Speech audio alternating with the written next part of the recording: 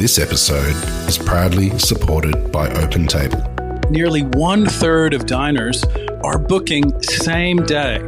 So they're making those decisions on the spot. And 10% are making their bookings within just a few hours. And so it's why it's so important to have booking software like OpenTable, which allows your diners to discover you.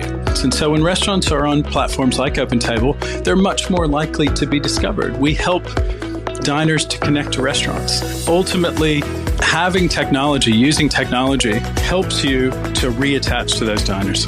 Experience the power of OpenTable. For an exclusive offer, visit restaurant.opentable.com.au/DITW. I'd like to acknowledge Australia's First Nation people as the traditional custodians of the land, and for this episode in particular, the Ngunnawal people. I pay my respects to their elders, past and present. If you're trying to express a sense of place in a wine, you're trying to sort of encapsulate everything that makes that vineyard unique and interesting, and the wines therefore unique and interesting, then biodynamics is a way to kind of set some structure around that and say, we're not adding fertilizer. So the nutrients that go into making the grapes are from that soil, not from another farm or from a factory. This is the Over a Glass podcast. I'm Shanteh, Wale. Lark Hill Winery is situated high on the escarpment of Bungendore in the Canberra district. Established in 1978 by Sue and Dave Carpenter, Lark Hill has been at the forefront of the region, both for thoughtful viticulture and premium wine production. Today we're joined by Chris Carpenter, winemaker at Lark Hill and mountain thrill seeker, to learn more about what's happening in the Canberra district. Hi Chris, thanks for joining me. Morning, thank you so much for having me.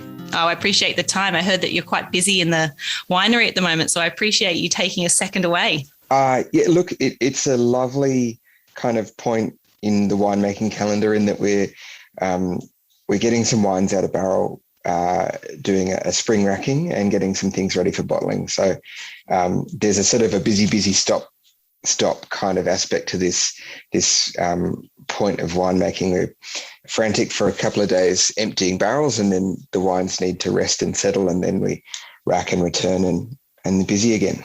Oh, that sounds exciting, especially getting things into bottling and knowing that there's a partial part of it that's completed. Yeah, and I think there's always a sort of a relief in the safety of bottling. Wines are at their most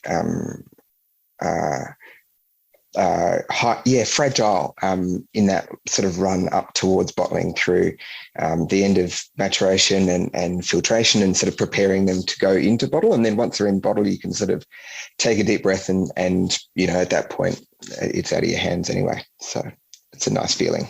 Chris, be honest with me. Do you actually spend more time in the barrel room or behind the handlebars of your mountain bikes? Look, more time in the barrel room, more time, I guess, on a personal Instagram front, talking about mountain bikes. So I think I find myself not really realizing the inequity there until people say to me, oh, you've been doing lots of riding recently. And I sort of think, well, yeah, okay, maybe I've been talking too much about that and not talking about what I'm actually doing for sort of the normal 40 to 60 hours a week. And what do you get more in trouble for? Spending too much time at the winery or too much time talking about bikes? Look, it depends who you're talking to. I think probably mountain biking's a passion and has done an incredible amount for my fitness, both mentally and physically, in the last 5 years. And so I get a lot of leeway in that sense. Work is work and is always all consuming. So maybe that gets a little bit more strife, shall we say. Yeah, well, I suppose you can say you are exercising, like you said, and that's so good for your mental and physical. And as long as you're not accident prone, then that's helpful. No, but, I don't want to jinx myself by saying I'm not ever accident prone, but it's a sport that has its extremes, of course. Definitely does. So Lark Hill Stories is a unique one. Can you give us a little bit of an overview of how the winery came to be and also just your position within it? Yeah, sure. So Lark Hill was established by my parents in the 70s. And I think one of the things that we in Australia tend to forget, or it's easy to forget now, is that the incredible shift in the winemaking style and quality and diversity in the last sort of 40 years. So my folks had this pretty classic Canberra story in terms of being academics within Canberra. My mum's previously a research statistician, and my dad was an optical physics researcher. And they had great careers working within academia in Canberra. And in a personal front, a passion for the kind of the classics of European wine, German Rieslings and white and red Burgundy in particular. And of course, in the sort of the mid to late 70s, those wines were not widely available in Australia. And we as in Australia made a lot of fortified wine, a lot of sweet wine, and a lot of pretty low quality wine, and mostly from warm climate regions. So they had this sort of idea bubbling away in the back of their minds that they could pick up this hobby potentially and make wines of the style that they liked, and they would be totally different to what they were able to buy or was being commonly made in Australia. So that all came to fruition in that there's a drive from Canberra to the south coast that they were doing fairly regularly, and going past a little spit of land on the escarpment at the southern end of Lake George. And in about 1976, they took the plunge and bought this block, which had essentially nothing on it. It was ex-sheep grazing country, very, very high altitude, about 860 metres above sea level, a pretty cold end of the Canberra district, and no trees on it. And I think these days, the winery has become very much a full-time business. It's a commercial proposition, obviously, but at that point it was a hobby for them, and they planted vines and trees. There wasn't a tree on the block, and they planted windbreaks, and they did a lot to kind of regenerate this very much run down and neglected parcel of land, and try and sort of bring it back to something that was a bit of a shadow or a reflection of its terroir and its history in terms of native bush and soil and all of that. So they sort of started this winery business really as a hobby thing. And, I'm told the first vintage in 81 was essentially a vintage in buckets and not very good. But we all start there in some way, shape or form. And they refined that process, and by the end of the 80s, they'd retired out of their actual careers and decided to take this thing full time. So that's sort of where Lark Hill started. And I grew up in that environment with parents who were grape growers and winemakers and Aussie farmers and scientists, and treated everything with the same aspect of experimentation and scientific rigor in terms of how they went about making the wines and how they tried to control for variables and observe changes. And so I came into the business sort of towards the end of my high school career, and then started full-time when I finished high school, making wine with people who'd spent an awful lot of time working with just their home vineyard and also buying fruit from around the district, and really getting a feel for what works and what doesn't work within our terroir, and how those wines sort of evolve through winemaking and cellaring and maturation and all of that. So I feel very, very fortunate in that I got a real step up into my career of winemaking, in that I really didn't have to sort of throw myself on the rocks of failing to work out what works within our district and with our vineyards, and I was able to sort of really borrow that accumulated knowledge and move it forward. So I do feel very fortunate in that sense. The winery in the late 90s, early 2000s had reached not a point of stagnation, but a point of natural balance in terms of what we were growing and doing. But of course, the wine market is not a stable market. People's tastes change and trends develop. And the other reality that we have to face is that climates change pretty dramatically too. And so one of the things that I sort of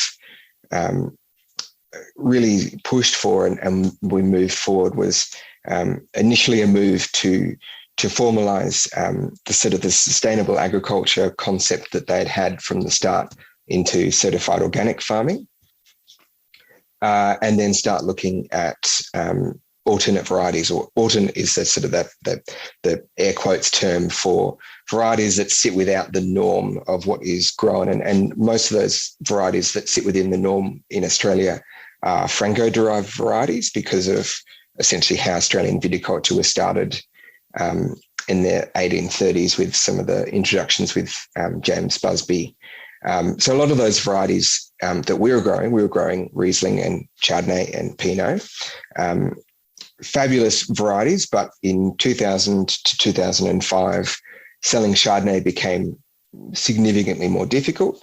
Riesling was never a big volume sale. And so we started looking at other varieties to kind of experiment and play with and take the scope of Lark Hill beyond that sort of core of three quite old world varieties into an exploration of what else Canberra can do as a great growing and winemaking region. Yeah, right. I mean, I think that it seems that your parents, I mean, they've obviously had a big impact on your approach, but they seem to have had that real holistic approach, that kind of regeneration from the get-go. Maybe run us through a little bit about biodynamics, because it really is the forefront of kind of your philosophies. And can you give us a little intro into biodynamics and then why the start of that conversion? I think it was in 2003 that you started moving into that? Yeah, absolutely. So biodynamics is one of these kind of tricky, touchy subjects, I think, for a lot of people. And part of it is that I think it's highly personalized. So in 2002, we went to a symposium on biodynamics in Beechworth. And there were some pretty amazing people there, Nicola Joly, and it was really co-hosted by Julian Castagna. But more than the winemaking side of it, there were citrus farmers and dairy farmers and people from many farming walks of life who were there to sort of talk about biodynamics as a process where you sort of had to switch your brain off and trust the kind of the lower intervention aspect of the agriculture and see the results for yourself. And in some ways, the wines were very interesting, but more compelling was the fresh produce. That the cheeses and the meat and all the veggies and all of the aspect of that and the people growing them were really compelling and really appreciable to sort of see a marked difference from produce at that time. And in terms of that conversation between moving from a sustainable focus, we always referred to ourselves as environmentally friendly, to certified organic, there was this concept of, well, we could just go the whole hog and try biodynamics as well. And so that's what we started in 2003. And I had this absolute light bulb moment for me. I was sitting outside my first study after school was I went and did biochemistry at ANU, and I was sitting there in a plant biology lecture, and it was actually a really interesting lecture and then lab where we looked at symbiosis between plants and fungi. And what we did was we got there was some particular plant that has larger cells that are much more easy to observe on a microscope. And we set about cutting up and sliding up those cells and looking at them under the microscope and trying to look for mycorrhizal fungi, which is the backbone of soil fungi. And what it does is it punches a hole through the cell wall, which is a firm wall, and then inside the cell wall of the plant is a membrane. So it's like a soft bag that holds all the little organisms or the organelles inside the cell. And across that membrane, it swaps nutrients for sugar. And the plants make sugar, photosynthesis, but they often struggle to get enough nutrients, particularly in Australia, enough phosphorus. And these fungi were doing exactly that. And we saw it on the slide.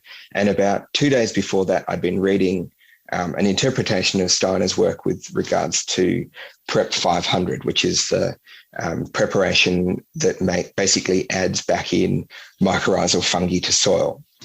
And it had this moment of, biodynamics up to that point had been very airy, very up in the sky concepts, lots of cosmic forces, lots of stuff that just didn't resonate with me from a scientific evidence-based perspective. And then sitting in this lab, looking at it under a slide and going, oh, okay, I can see exactly what is happening here. I can see why. I can understand that, this process makes perfect sense and is entirely demonstrable. And so I think that's what really set my path with biodynamics, is that so biodynamics was started in, or kind of the concept was founded by Rudolf Steiner of the Steiner School fame in the 1920s. And it was kind of his swan song. He was in the last couple of years of his life, and he was asked to kind of try and provide a little bit of guidance for agriculture in the sphere of a world that was sort of post-industrial revolution, post-World War I, had access to more mechanization, had access to more sprays and agrochemicals and synthetic fertilizers, and yet declining production and declining quality of production.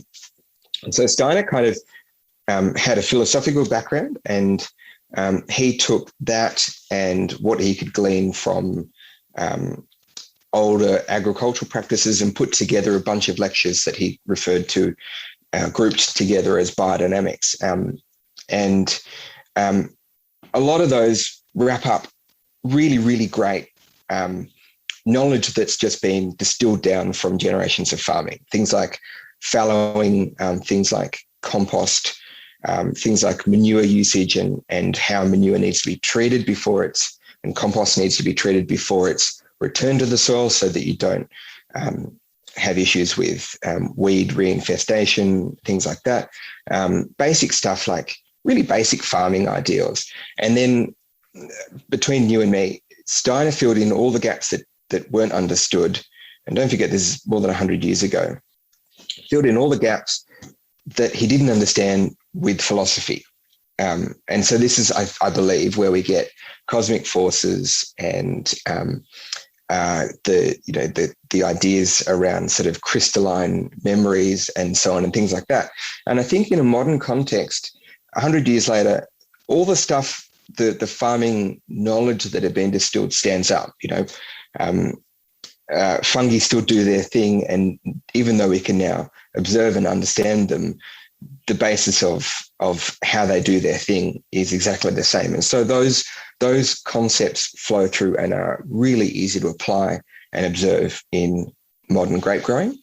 I don't really gel so much with the more philosophical background to it in terms of some of those sort of inexplicable concepts, in that I think a lot of what he was struggling to reach for has now been better understood with better research, better observational concepts, the ability to actually kind of scientifically explain what was at that point just one step out of reach. So my take on biodynamics is fairly pragmatic. It's probably not as pure, in air quotes, as some people, I'm sure some people see, where we take biodynamics to be a little bit too back towards the mainstream. But for me, biodynamics is a tool for expressing terroir and expressing quality of the grapes. And so in that sense, I'll happily pare away stuff that doesn't resonate with me and use the things that are a positive tool for our vineyard and our wines. And so biodynamics for us is about sustainability. Obviously, in theory, grapevines, and in practice, grapevines will live longer than I will. And our farm is on very, very odd soil. It's been there for a long time, and if it's looked after, it will be productive for many, many, many generations beyond the ones that I can think of. So in that sense, biodynamics is a way to encompass that regenerative and renewable and sustainable aspect in terms of improving soil and returning micro and macronutrients to the soil, and also thinking sustainably about how much crop we take, not going for lots and lots of grapes quickly, but happily smaller yields, smaller crops, and being able to do that long term. And the other thing is it's about honesty to terroir. And I think, we talk a lot about terroir in the wine industry. It's a term that's absolutely beaten to death, and it's for better or worse. But it's a very evocative, emotional concept. And I think if you're trying to express a sense of place in a wine, you're trying to sort of encapsulate everything that makes that vineyard unique and interesting, and the wines therefore unique and interesting, then biodynamics is a way to kind of set some structure around that and say, we're not adding fertilizer. So the nutrients that go into making the grapes are from that soil, not from another farm or from a factory.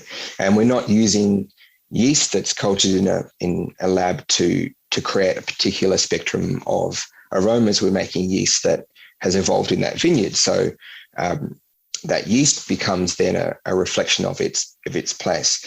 And we're not adjusting acid or manipulating the juice to sort of fit an ideal. What we're doing is taking what the vineyard delivers and making that into a wine that is a product of that. So I like that concept that biodynamics is a tool along the path of saying, here is exactly what the vineyard delivers. But at the end of the day, I'll temper that with saying it still has to be delicious and it still has to be clean. I don't like the fallacy, or I believe there's a fallacy in making wines that have microbial issues and spoilage issues and oxidative issues that reduce how much of the vineyard you see, because I think in that sense you've lost terroir, and it becomes more about sort of a dogmatic approach to here is everything that the vineyard delivers, including the faults, because at the end of the day, the faults have nothing to do with vintage conditions and vineyard conditions, and everything to do with what happened in the winery after harvesting. Yeah, that makes a lot of sense. I think it's amazing that you've had so much thought and consideration going into biodynamics and taken what makes sense for you and what makes sense for the region. It's really nice to hear the parts that you like and what works for you. But you talked a little bit more about alternate varieties, and I suppose Grüner Veltliner is a big part of that story, which I'm sure that you've told 1,000 times. But for those that haven't heard it before, it's a really interesting story, but it's something that's popped up now and again. And with your new varieties now, looking at Marsanne, Roussanne and your Sangiovese, I just think it's a really lovely segue into understanding, like you said, what alternate varieties are working well in Canberra and how they'll work in the future. Look, it started with Gruner, but I think Gruner was the was not the question, but the answer to a question that had been trundling around in our heads collectively from the late 90s. Talking about, sort of where Lark Hill got to at the end of the 90s, Chardonnay was pretty much out of fashion. There was a pretty strong ABC, anything but Chardonnay movement. Sauv Blanc was on the rise, the bastardized, cheap, obvious import Sauv Blanc was becoming a real thing. And Riesling has always been a bit of a challenge. Not always, I should say. At that point, Riesling was a bit of a challenge in Canberra. Clare Riesling's had, incredible success and fame. But for us, Riesling was always a hand sell and a hard sell. And so we had this kind of concept of, we've got two white varieties that are, sell well to their own market. They preach to their choir, but that's being eroded quite quickly, and we're not engaging with new drinkers, new people to our brand. And so there was this sort of, well, what about another alternate variety? We had a play with Pinot Gris and found it pretty lackluster in Canberra. Had a play with Gewürztraminer and found it similarly pretty lackluster in Canberra. Not sure if that's vineyard or clone or climate, but they were not compelling varieties to kind of champion forward and try and make something, try and pin a new direction on. And then we got this visit from Jancis Robinson, and as people I'm sure know, Jancis is essentially God in the wine world. And even me at 18, my 18th, my high school leaving present. So the school, as part of our leaving, gave us a book of our choice, and I chose for myself Jancis Robinson's World Atlas of Wine. Of course, precocious wine wanker at 18. Anyway, so I knew who she was, but I really didn't kind of know who she was. And she was in Australia in 2002 for a Pinot conference, and we'd done pretty well in the London International Wine Challenge earlier that year with Pinot. She essentially, as I understand it, she was surprised that our wines weren't at this Pinot conference, but it was a Melbourne organised and very much Yarra and Mornington centric conference. So obviously New South Wales Pinot was not well represented. So she rang us up and said, I'm going to come, I've extended my trip and I'm going to come and see you. I fly in at, I don't know, pick an arbitrary number. I fly in at 11 o'clock tomorrow morning, pick me up at the airport, and essentially put the phone down. And I think my mum took that call and sort of got off and went, I think I'm picking Jancis up from the airport tomorrow morning. And she arrived and walked through the vineyard and chatted to us about wines. And she had this absolute focus at that point on Grüne And I think the piece had been developed around a decanter article about old world white varieties in terms of cellaring propositions, what each country and to the traditional winemaking region held up as their hero. And so, there was Chardonnay for Burgundy and Riesling and anyway, Grüne for Austria. And so she walked through the vineyard and essentially turned to me and said, you should be growing Grüne.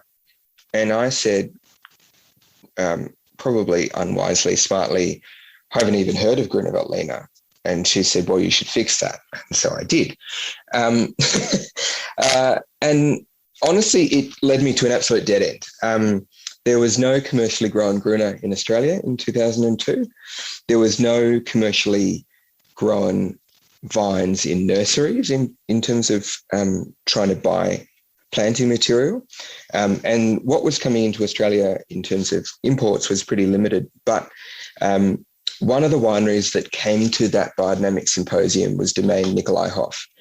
And they're a very old family biodynamic run winery in Austria, and they make incredible Grüne Veltliner. It's just absolutely beautiful. And so it was this lovely little sort of sliding doors moment where having sort of been trying, and then there was Domaine Nikolaihoff and talking to them and tasting the wines, and it suddenly started to make a lot more sense. Anyway, it then took 2 more years until things fell into place. And in 2004, I had a phone call from a guy in Tassie called Graham Wiltshire, and he had a small collection of grapevines in the University of Tas nursery, and he was retiring and had to get rid of them or remove them from the nursery. And he rang us up and said, "Oh, I've got all these grapevines. Do you want this clone of Pinot? Do you want that clone of Pinot? Also, I've got a couple of Grüne Veltliner here if you want those." And that was the hook. So my girlfriend at the time, who's now my wife, and I caught the ferry down to Tassie, collected the cuttings from these 2 grapevines, went through quarantine, did the whole lot, came up and brought them back to Lark Hill and planted those out. And from those 20 little mother vines, we then propagated out the rest of the block that we have now, which is about 1,000 close planted Grüne Veltliner vines. And at the time, it didn't feel so wild to be just taking an absolute punt on a variety that had no history in Australia. But we just did the next thing and then the next thing. And we planted 20 vines, and then we prepared the rest of the block and cultivated in place from those. And by 2007, we had essentially all 1,000 vines planted out. And by 2009, we had about 300 kilos of fruit from the oldest of the vines. And so in 2009, we made the first Grüne in Australia. And it was, as I said, 300 kilos, which is about enough juice to almost fill a 225-litre barrique, the smallest barrel that we had. So it was a real kind of desperate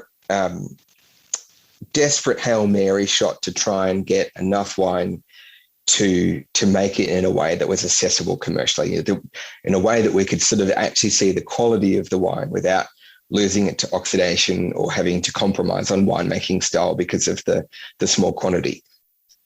And because of that small volume, it was wild fermented in a very old French barrique, one that had been used for Chardonnay for about 10 vintages. So a nice neutral barrique. And then I let it mature on lees for about 6 months post-ferment, and then bottled for spring. And that has essentially educated how we treat Grüne from here on in. And there was a conscious conversation and effort to not make a Grüne that was like a knockoff Savvy Bee or a light, dry, crunchy style, but rather make a Grüne that had weight and texture and interest and spoke about the sort of the quality of the variety, and try and make it as close to some of these, really amazing producers in Austria in terms of style. So looking for ripeness and texture in the wine, great acidity, but richness, and something that would just be a wine on its own rather than being a sort of a shadow of an established variety that we had experience with. And I have to say, for all of that, the thing that I'm most thankful for was that those first few vintages, 9, 10, 11, 12, 13, we had so much support from customers, from wine bars and restaurants and small retailers and people like, at that time, Matt Dunn from Aria and Fabio from Tetsu is doing things like putting that wine on pairing menus and just saying, yep, allocate us however much you can and we'll just run with it. And I think the support of people like that meant that this crazy experiment actually got up off the ground and ran. And we've just had such a fun ride with Gruner ever since. So that's sort of the Gruner story, I guess, in a nutshell. The winemaking is now very much still the same, even though the quantities are bigger. We still make it in exactly the same way as the first year, and it's about delivering that style that is consciously standalone and textural and interesting, because I think that's where Gruner shines. The Marsanne and the Sangiovese story comes, I guess, as the offshoot of purchasing a second vineyard in the 2011 vintage. So we had some experience buying fruit from around Canberra for other varieties, and then I've been buying Shiraz and a little bit of Viognier from a vineyard run by Brian Martin and owned by the Clonakilla family. And then in 2011, that vineyard came up for sale, and I jumped at the opportunity to buy it. Essentially, I bought it over the phone, which was a little rash, but it turned out all right. Definitely no regrets. But that vineyard is one that we now call Dark Horse. It's something that we've taken from a beautiful established vineyard that was all the fruit was being sold to, we now own and use all of that fruit, and it's under the commercial name Dark Horse Vineyard, and certified organic and biodynamic as well. One of the joys at takeover of Dark Horse was, as I said, I had experience buying Viognier and Shiraz from that vineyard, and realizing that essentially a third of it was planted to Sangiovese, and the other third was planted to Marsanne and Roussanne and Viognier.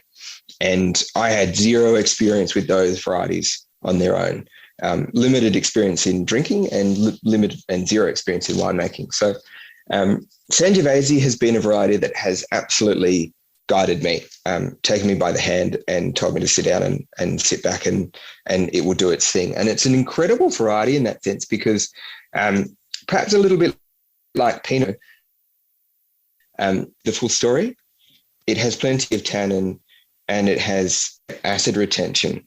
And so if you set out thinking in the Great Australian way, I'm going to make a nice, big, rich Sangiovese, it just slaps you around, because you can easily end up with over-extracted, astringent, joyless wines. But if you let the vineyard speak, the result, particularly from this one, has been this medium-bodied, mid-weight, perfumed, silky, supple drink that just is so smashable or sessionable or whatever beer term you want to impose. But it is so easy to drink, and so kind of easy to make, because you can relax and be guided by the vineyard.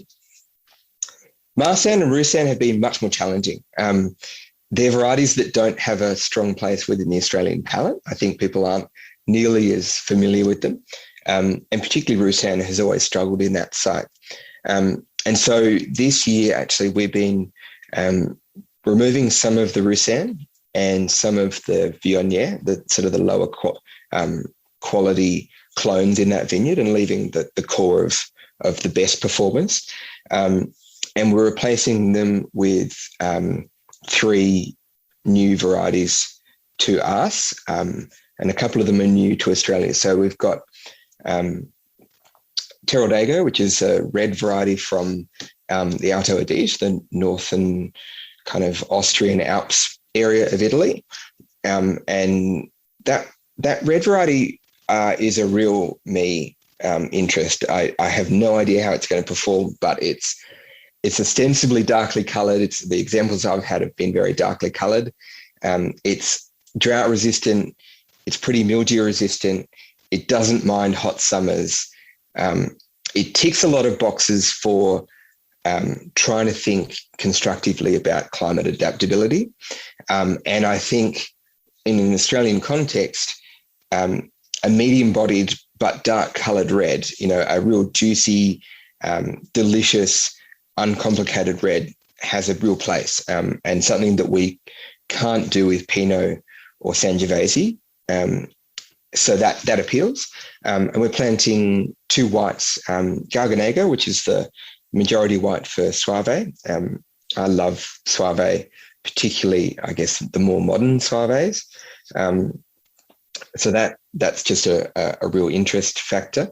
And we're planting Falangina, which is a variety that my parents love. I have less experience with it, but I think, again, a citrusy, fresh, textured alternate white from Italy that will be, I think, a little bit more climate adaptable, certainly more drought and heat proof than more delicate French varieties like Roussanne and Viognier. So, look, we're just, you continually experiment and we'll see what happens. Gosh, that sounds so exciting. What I love about talking about alternate varieties with you is that the Gruner story is really being proved over time. I remember hearing about Gruner and being excited about that right at the start. And then to this day, it's still winning awards and we're still talking about it. It just goes to show your integrity to understanding a variety, but also taking some risk and experimentation with it as well. So each time that I see that you've added something in, I'm really excited to see what you're going to do with it. And I like that you're honest about the what works and what doesn't over time. So I think Canberra District is going from strength to strength, and I've loved hearing so much more from you today. Thank you so much for your time. I was going to ask, you do say that you're a little bit of a gin fanatic. So if you were going to only drink 3 alcoholic beverages for the rest of your life, Chris, what would they be and why? That's a really hard question. Can this be as bougie a response as Go for possible? Go for it. Because that gets offensive. Okay, so bear with me. Yes, I am a gin fanatic. I like gin martinis, and actually I didn't get gin martinis until I met. There's a lovely olive brand, olive farm called Alto, and Westerly. I met Westerly years and years ago. And we caught up for a drink at one point, and she made a gin martini with her own olives and olive brine. And that was a real light switch moment for me. I didn't get that drink until then. So I'd say my drink number 1 would be the 4 Pillars olive leaf gin. That to me makes the best dirty martini that I have ever had. And just such an interesting collaboration. And I really like 4 Pillars anyway, but I just think that's, for me, is the most interesting in that spectrum. Champagne, because always champagne. So it's not the best Blanc de Blanc.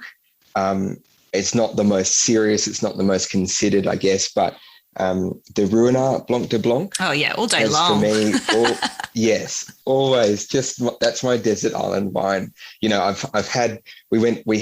My wife and I had the privilege of going to France in late 2019, early 2020, and we went to some incredible houses, and we got a tour of Taittinger, and going through their caves is something that will just melt your brain. But for just everyday, uncomplicated Blanc de Blanc drinking, that Ruinart is pretty hard to go past for me. And then the most up myself response of the 3 has to be, and we only opened one of these quite recently.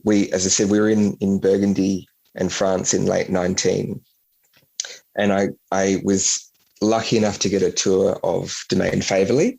At that point, we were distributed by the same people who distribute Faverly, and they organised this appointment. And it was just, if you've ever experienced cellar envy, if you've not been to and seen Faverly's winery and underground cellar, you haven't seen how a winery could be if budget was never a question and you could just dream whatever you wanted. It's just an incredible cave and site, and like changed everything for me.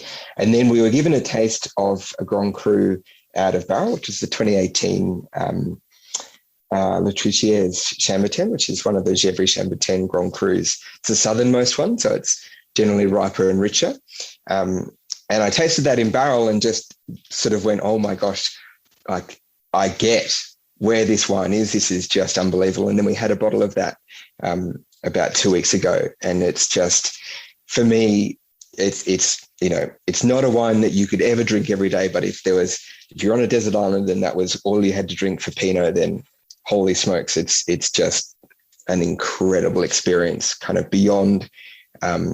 It breaks the mold out of what is just Pinot into a much more fascinating and evolving and complex and intense and delicious drink. So there you go. Over the top, but fun. No, I love over the top. And I mean, I think, God, what are they, 16th generation now or something like that, the Flavor Lease. I mean, I actually think that there's some of those magnums floating around perhaps online. So maybe you might have to, I mean, I don't want to get you in trouble, but you might have to invest in a couple of magnums for yourself. Yeah, because everything's better in magnums. Correct. Chris, it's been so wonderful catching up. I'd really love to continue this conversation again sometime, maybe over a glass of something delicious. But thank you so much for spending your time with us. And I've loved hearing about what you're doing, and hopefully we'll see you down in Canberra soon. Absolutely. Thank you so much for the chat. This is Over a Glass. I'm Shanteh Wale. Stay tuned for more stories from the world of wine and drinks. Listen in every Thursday on your podcast app. Follow us on Instagram at overaglasspod and contact us at overaglass@deepintheweeds.com.au.